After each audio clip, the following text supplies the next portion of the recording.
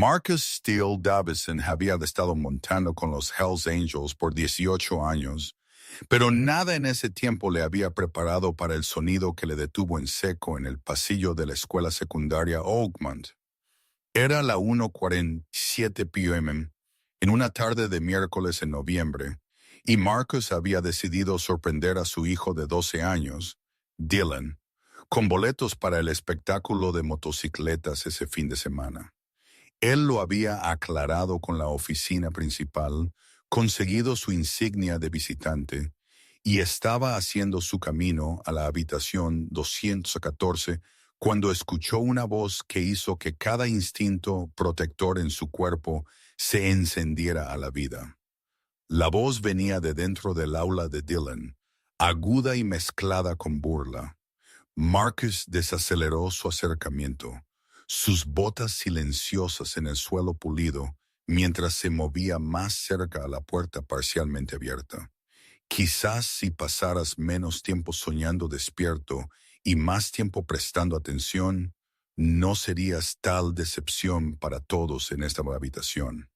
Las palabras vinieron del entrenador Bradley Kemper, el profesor de educación física de 8º grado, quien también enseñaba una clase de salud en la que Dylan había sido movido debido a conflictos de horario. Marcus había conocido al entrenador Keir una vez durante la orientación, un hombre en sus finales 30s con el físico de un exatleta y un apretón de manos que intentaba demasiado probar algo. A través de la ventana de la puerta, Marcus pudo ver a su hijo parado al frente del aula, sus hombros encorvados, su cabeza baja. Dylan era un niño tranquilo, reflexivo y amable, el tipo que traía a casa pájaros heridos y gastaba su paga en libros sobre exploración espacial. Por los últimos 2 meses, él había estado diferente, retraído. Sus calificaciones habían caído. Él había dejado de hablar de la escuela enteramente. Y cuando Marcus hacía preguntas, Dylan simplemente se encogía de hombros y decía que todo estaba bien. Pero Marcus conocía a su hijo, y él sabía que bien no se veía así. Un niño de 12 años intentando hacerse invisible, mientras un adulto el doble de su tamaño se paraba sobre él con desprecio apenas oculto. Bueno, el entrenador Keir demandó, ¿tienes algo que decir por ti mismo o vas a pararte ahí luciendo patético? La voz de Dylan era apenas audible. Lo siento. Haré mejor. Has estado diciendo eso por semanas. Lo siento, no lo corta más. El entrenador se giró para dirigirse a la clase. Esto es lo que sucede cuando no tomas tu educación seriamente. Te conviertes en una carga para todos a tu alrededor. Varios estudiantes se movieron incómodamente en sus asientos. Una chica cerca de la ventana miró hacia su escritorio, evitando deliberadamente el contacto visual. Un chico en la primera fila tenía sus puños apretados, su mandíbula tensa como si quisiera decir algo, pero no se atrevía. Marcus sintió sus manos cerrarse en puños. La insignia de visitante enganchada a su chaleco de cuero, de repente sintió como si pesara 1000 libras. Cada músculo en su cuerpo se tensó mientras veía al entrenador Keir rodear a Dylan como un depredador, su voz goteando desdén mientras continuaba derribando a un niño que claramente ya estaba luchando. Esto no era disciplina, esto no era enseñanza, esto era algo más enteramente, algo que Marcus reconoció de su propia infancia, de los acosadores que había enfrentado, de los adultos que habían abusado de su poder porque podían. Marcus alcanzó el picaporte de la puerta. Su mandíbula apretada, sus ojos fijos en el hombre que acababa de cometer el error más grande de su vida profesional. Marcus no llamó a la puerta. Él simplemente empujó la puerta y entró, su estructura de 6'2" llenando el umbral, su presencia inmediatamente cambiando la energía en la habitación. 25 estudiantes se giraron para mirarlo. La cabeza del entrenador Keir se levantó bruscamente, la sorpresa parpadeando en su rostro antes de que rápidamente arreglara sus facciones en una máscara profesional. ¿Puedo ayudarle? Keir preguntó, su tono sugiriendo que estaba molesto por la interrupción. Marcus ignoró la pregunta. Sus ojos encontraron a Dylan, quien miró hacia arriba con una expresión que combinaba shock, alivio y algo que parecía incómodamente vergüenza. Marcus cruzó la habitación en 4 largas zancadas, moviéndose más allá de las filas de pupitres hasta que se paró junto a su hijo. «Coge tus cosas», Marcus dijo en voz baja. «Nos vamos». Dylan no dudó. Él se movió inmediatamente a su escritorio, metiendo su cuaderno y estuche en su mochila con manos temblorosas. Los otros estudiantes observaron en absoluto silencio, el aire denso con tensión. El entrenador Keir recuperó su voz. «Disculpe, no puede simplemente entrar a mi aula y sacar a un estudiante. Hay procedimientos. Si tiene preocupaciones, necesita programar una reunión con Marcus». Finalmente lo miró. Realmente lo miró. Y en esa mirada había una comprensión completa de exactamente quién era el entrenador Keir y lo que había estado haciendo a estos niños cuando nadie estaba mirando. «Sé lo que vi», Marcus dijo, su voz baja y controlada. «Sé lo que escuché, y mi hijo ha terminado aquí». Él apoyó una mano suavemente en el hombro de Dylan mientras el chico terminaba de empacar. Dylan miró a su padre, y Marcus vio algo en esos ojos que le rompió el corazón. Esperanza mezclada con miedo. Como si Dylan quisiera creer que esta pesadilla podría realmente estar terminando, pero no se atrevía a confiar en ello aún. La cara del entrenador Keir se puso roja. Esto es completamente inapropiado. Estaba en medio de una lección abordando un problema de comportamiento con «Hemos terminado de hablar». Marcus interrumpió, su tono no dejando espacio para la discusión. Él guió a Dylan hacia la puerta, una mano aún apoyada protectoramente en el hombro de su hijo. Mientras pasaban por el umbral, el entrenador Keir les llamó, su voz subiendo con ira apenas controlada. «Esto no ha terminado. Habrá consecuencias por esta interrupción. No puede simplemente». Marcus se detuvo en el umbral y se giró. Él no levantó su voz, no hizo amenazas, no necesitaba hacerlo. Él simplemente miró al entrenador Keir con ojos que habían visto cosas duras en la vida y dijo, «Tiene razón, esto no ha terminado».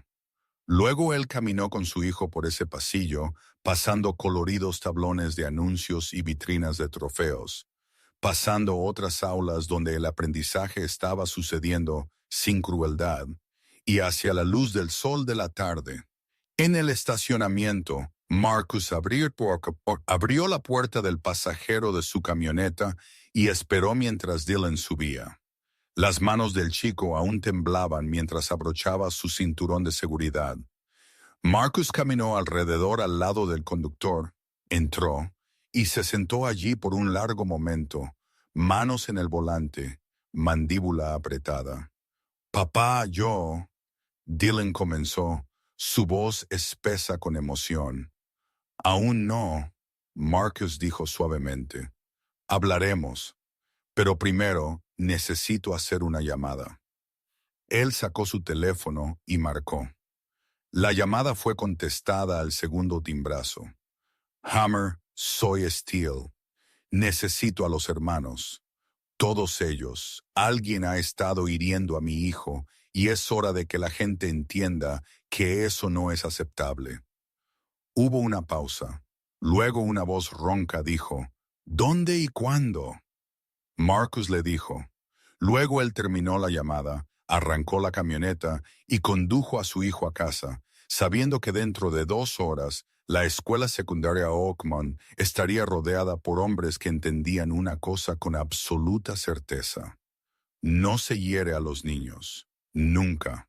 No por ninguna razón. Dylan se sentó en la mesa de la cocina de su pequeña casa, al borde de la ciudad. Una taza de chocolate caliente, enfriándose frente a él, mientras Marcus se apoyaba contra el mostrador, brazos cruzados esperando. Él había aprendido a lo largo de los años que empujar a Dylan a hablar nunca funcionaba. Tenías que darle espacio. Deja que encuentre las palabras en su propio tiempo. Después de un largo silencio, Dylan finalmente habló, su voz apenas por encima de un susurro. Ha estado sucediendo desde septiembre. Marcus sintió su pecho tensarse, pero mantuvo su expresión neutral, alentadora. Dime. La historia salió en pedazos, titubeando al principio, luego más rápido mientras Dylan se dio cuenta de que su padre estaba realmente escuchando. El entrenador Keir lo había atacado casi desde el primer día de clase. Comenzó pequeño, comentarios despectivos, giros de ojos, tamaño impaciente cuando Dylan hacía preguntas. Luego escaló. Humillación pública cuando Dylan luchaba con un concepto. Comentarios sarcásticos que hicieron que los otros estudiantes rieran nerviosamente, siendo señalado por errores mientras los errores de otros estudiantes eran ignorados. Me hace sentir estúpido, Dylan dijo, su voz quebrándose. Él dice que estoy perdiendo el tiempo de todos, que soy la razón por la que la clase se está quedando atrás, que debería simplemente rendirme porque nunca voy a llegar a nada de todos modos. Marcus sintió la rabia crecer en su pecho, al rojo vivo y apenas controlada, pero mantuvo su voz tranquila. ¿Le dijiste a alguien? ¿Tus profesores? ¿El consejero? Dylan sacudió su cabeza. Intenté.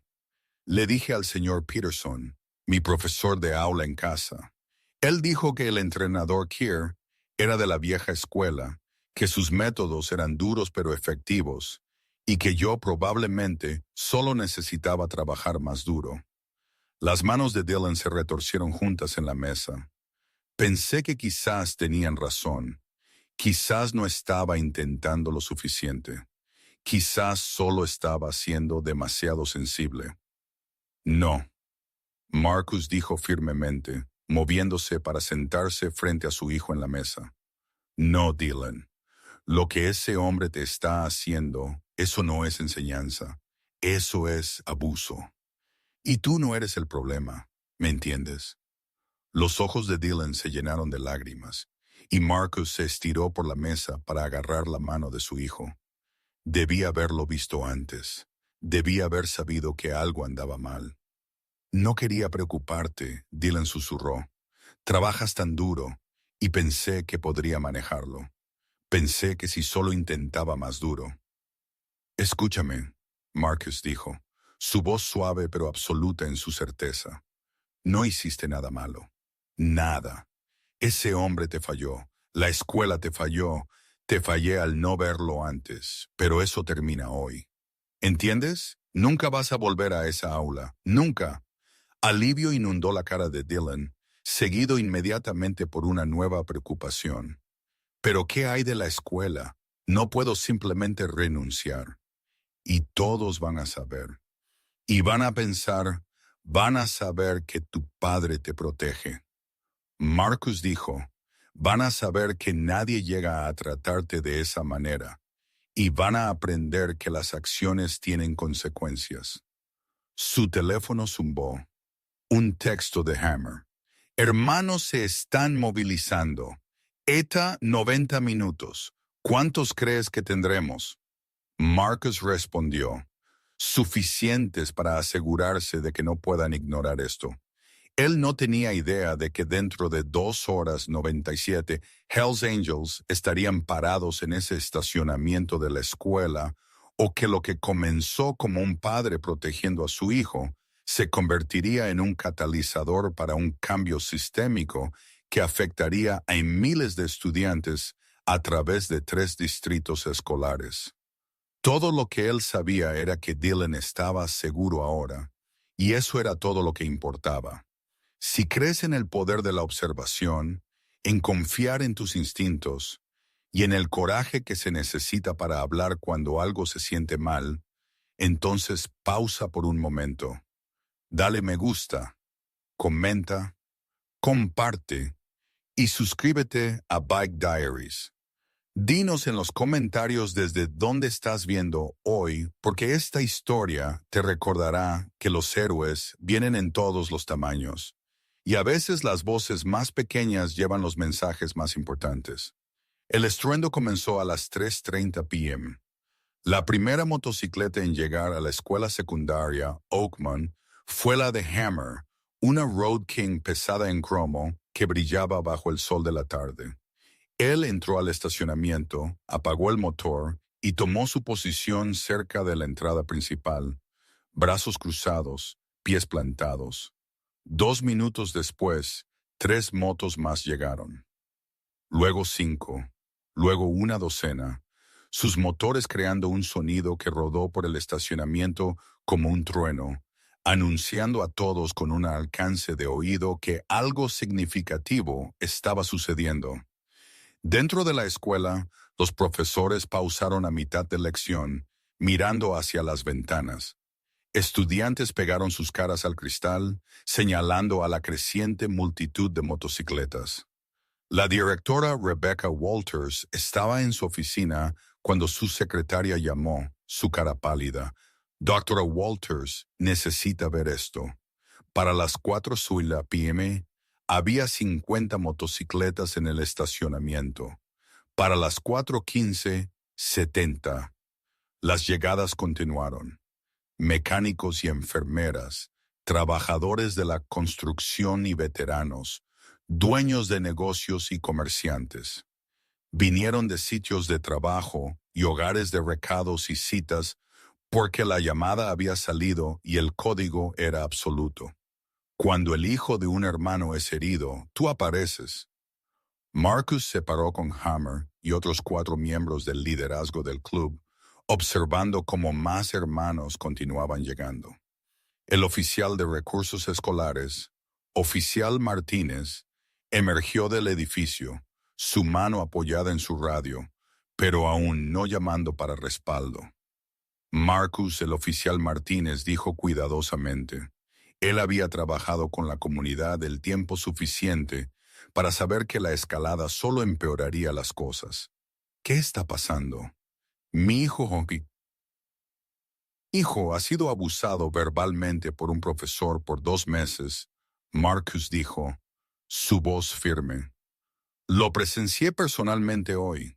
La administración de la escuela ha sido despectiva con las quejas. Estamos aquí para asegurarnos de que eso cambie. ¿Planean algún problema? No, señor. Solo estamos parados aquí pacíficamente, esperando que alguien se tome esto en serio. Para las 4:30, 97 motocicletas llenaron ese estacionamiento.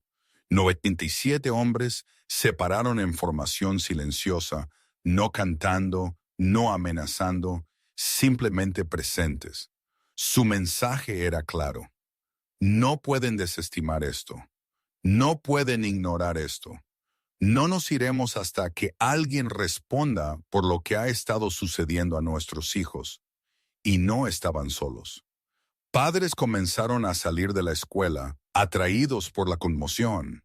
Cuando supieron por qué los motociclistas estaban allí, historia tras historia comenzó a surgir. Jennifer Mills, cuya hija se había transferido fuera de la clase del entrenador Keir, entre lágrimas.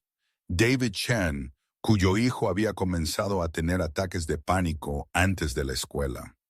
Sandra Rodríguez, quien se había quejado a la directora 3 veces sobre los métodos de enseñanza de Keir y le habían dicho que estaba siendo sobreprotectora. Lo que comenzó como la lucha de un padre se estaba convirtiendo en algo más grande. 3 furgonetas de noticias llegaron dentro de 30 minutos. Cámaras grabando, capturando el mar de cuero y cromo, los motociclistas silenciosos y los padres que estaban con ellos. Un reportero se acercó a Marcus, micrófono extendido. Señor Davidson, ¿puede decirnos por qué está aquí? Marcus miró directamente a la cámara. Estoy aquí porque mi hijo estaba siendo abusado por alguien que se supone debe educarlo. Estoy aquí porque el sistema falló en protegerlo.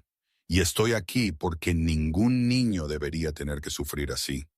Detrás de él, 97 hombres estaban de acuerdo, su presencia, diciendo lo que las palabras no podían.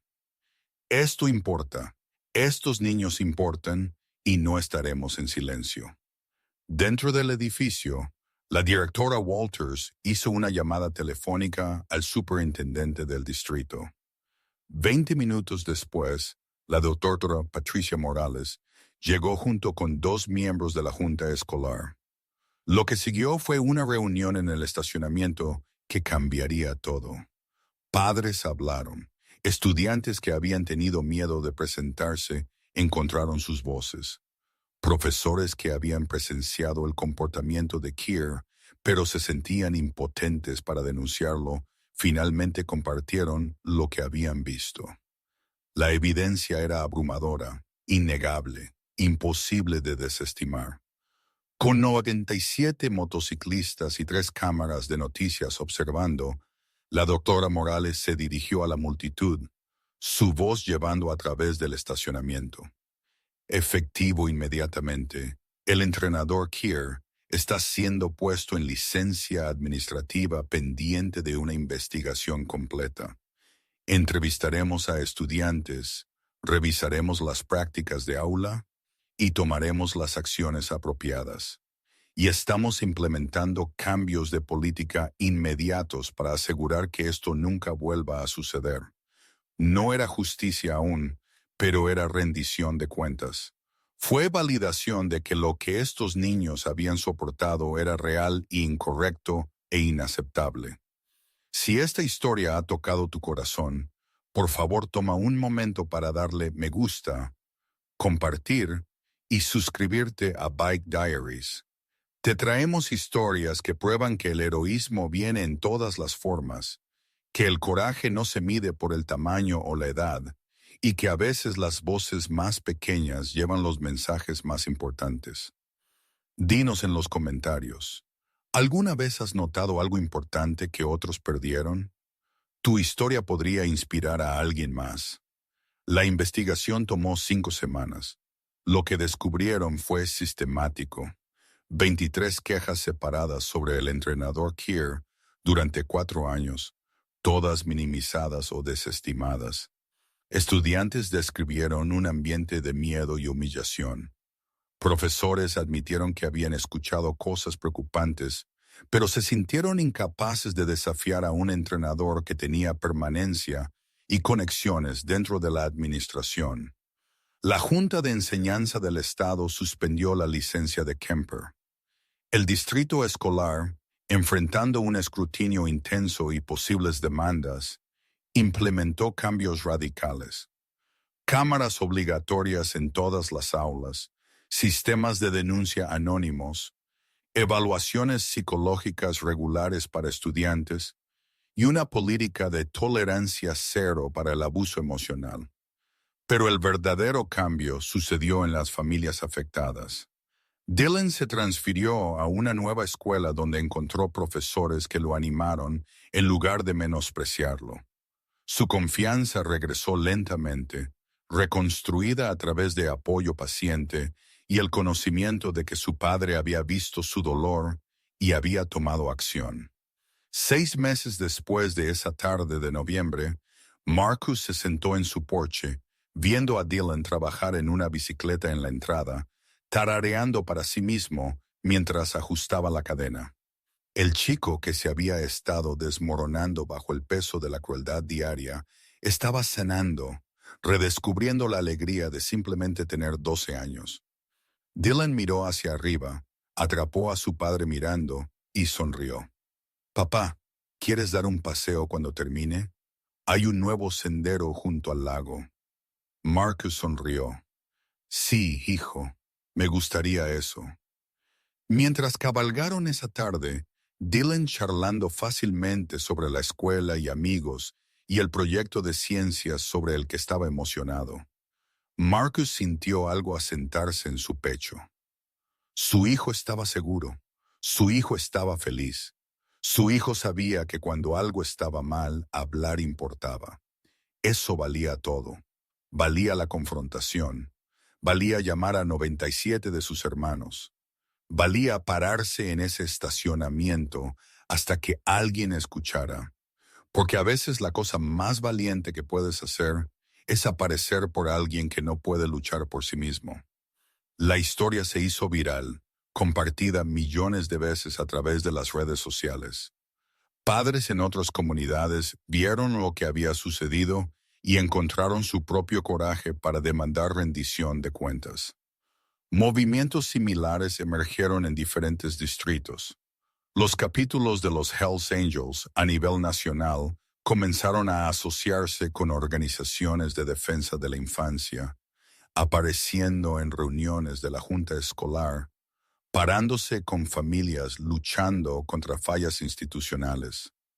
La hermandad que la sociedad a menudo había visto con sospecha se asoció con la protección y la justicia. Esos 97 motociclistas no solo aparecieron por Dylan, aparecieron por cada niño que se había sentido impotente, cada padre que había sido desestimado, cada familia que necesitaba a alguien que se parara con ellos. Su presencia dijo algo profundo. No estás solo. Tus hijos importan y no estaremos en silencio cuando los vulnerables estén siendo dañados. Gracias por ver. Si esta historia te recordó a confiar en tus instintos, a hablar cuando algo se siente mal y a nunca subestimar el poder de prestar atención, por favor compártela. Suscríbete a Bike Diaries para más historias que prueban que los héroes están en todas partes.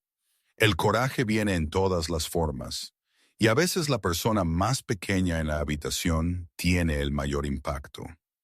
Dinos en los comentarios, ¿qué habrías hecho en el lugar de Marcus? Marcus nunca se propuso ser un héroe o iniciar un movimiento. Él simplemente se negó a mirar para otro lado cuando su hijo estaba sufriendo.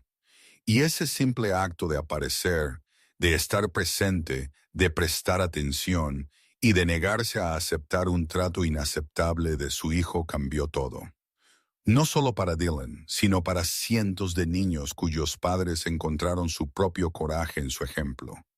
Porque a veces una persona de pie es todo lo que se necesita para recordar a una comunidad su poder. Y a veces 97 hermanos de pie juntos es exactamente lo que se necesita para hacer que las instituciones escuchen.